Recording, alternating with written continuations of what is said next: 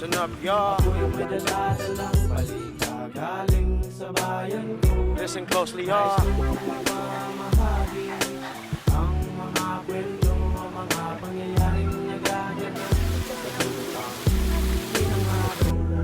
Yeah, every place got a ghetto. This is my version of it. Check it out. Listen closely, oh, I got a story to tell.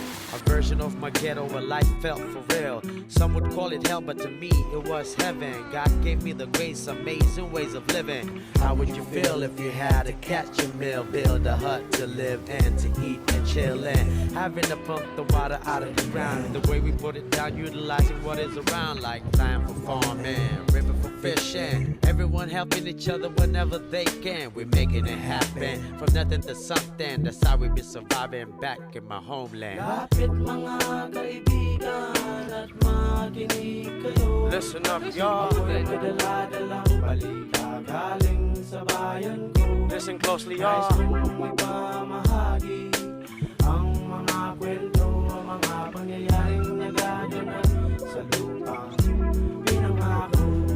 Yeah, it's been a while, but I've been back home to my homeland. Check out, this what's going on.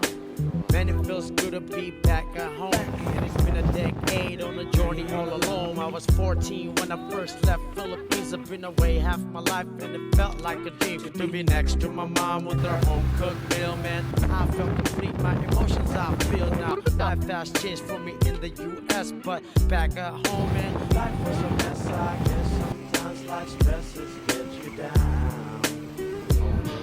Oh brother, wish I could have helped you out.